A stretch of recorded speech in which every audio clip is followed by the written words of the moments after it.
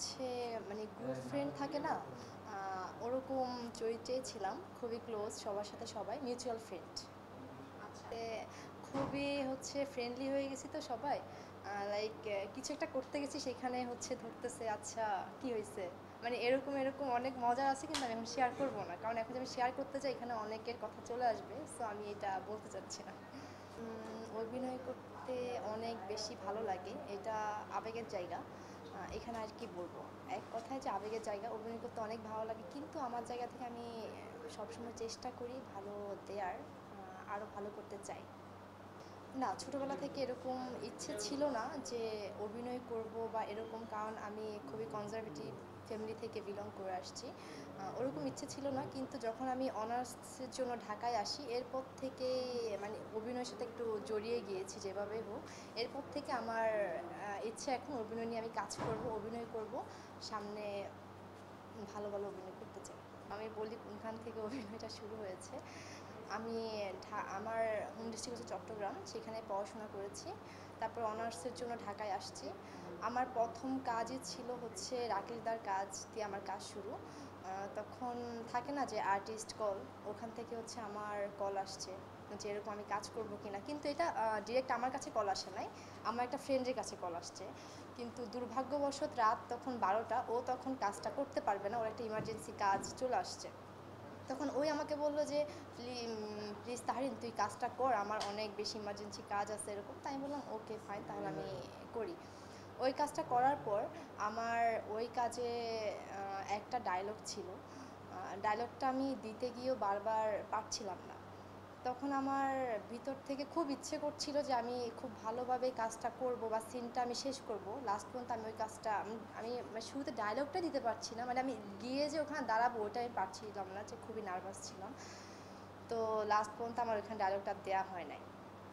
তখন থেকে আমার এখানে আরও ইচ্ছা বেশি বেড়ে গেছে যে কিভাবে ডায়লগ দেয় বা কিভাবে করে, এই জিনিসটা আমি যেভাবেই হোক আমি আমার সর্বোচ্চ দিয়ে আমার সেই জায়গাটা আমি ক্রিয়েট করব। তখন থেকেই অভিনয় যেমন ভয়ও কাজ করেছে, এবং সেই জায়গা থেকে আমার ইচ্ছা, দৃঢ় বিশ্বাস আরও বেড়ে গেছে যে আমার এই জায়গায় যেভাবেই হোক আমার এটা ক্রিয়েট করতে হবে। ঝামেলা হয়েছে বলতে, আম্মু বরাবরই সবসময় বলতো যে তুমি যেটা ভালো মনে হয় সেটা করো।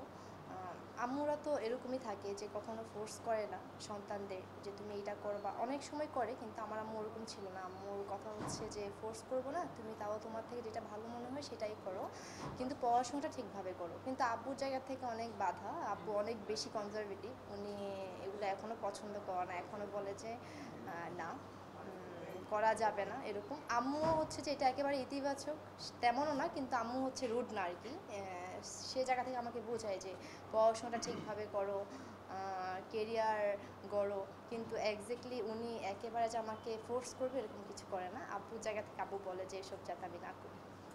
তো খায়রুল বাসার ভাইয়া, নিলয় ভাইয়া, আমার প্রথম কাজই ছিল হচ্ছে তৌসিফ ভাইয়ার সাথে, তারপর হচ্ছে জোবান ভাইয়া, কিয়া পায়েল আপু, তারপর হচ্ছে তিশা আপু, উর্বি আপু, রাব্বি ভাইয়া, ওনাদের সাথেই কাজ করা হয়েছে।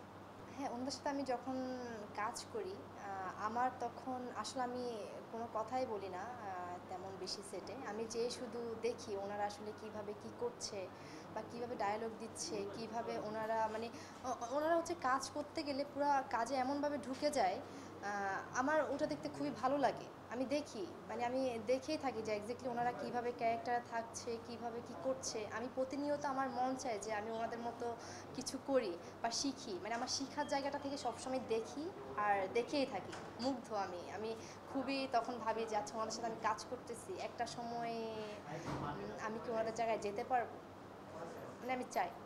আমি যখন আমার কাজের যে হচ্ছে কাজ যখন রিলিজ হয় তখন আমি ফেসবুকে আপলোড করি, তখন আমাকে সবাই অনেক শুভকামনা জানায়, দোস্ত তোর জন্য শুভকামনা, সামনে আরও অনেক অনেক ভালো কাজ কর।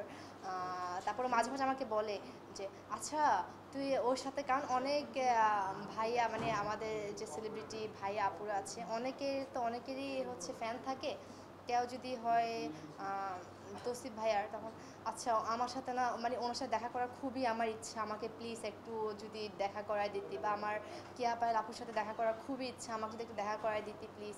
আচ্ছা ঠিক আছে আমি ট্রাই করব। কারণ আর আমি তখন বলি যে আচ্ছা আমি ট্রাই করব, দেখি।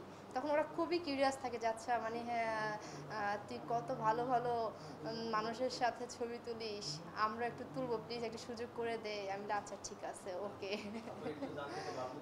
না নর্মালি আমি যখন সেটে কাজ করি, যাদের সাথে কাজ করি তাদের সাথে ছবি তুলতে ইন্টারেস্টেড থাকবো, এটাই তো স্বাভাবিক তাই না? তাদের বাহিরে কিভাবে, ওনারা তো কাজের ভিতরেই থাকে, তাদের বাহিরে কিভাবে এই ভালো লাগে সেলিব্রিটি মানে এটা বলতে কি বোঝাচ্ছেন, যে মানে আমি কারো ফ্যান কিনা বা দেখেছি সবার জায়গা থেকে সবাই খুবই সিরিয়াস ছিল, আর তখন যেহেতু রোজার সময় ছিল সবাই সবার জায়গা থেকে অনেক কষ্ট করেছে।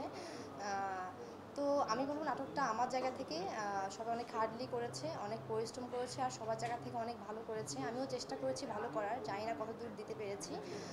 দর্শক অবশ্যই কাজটা দেখবেন আর আপনারা আপনাদের মন্তব্য করবেন। বাট পুনরায় তুমি নাটকটা অনেক ভালো হয়েছে।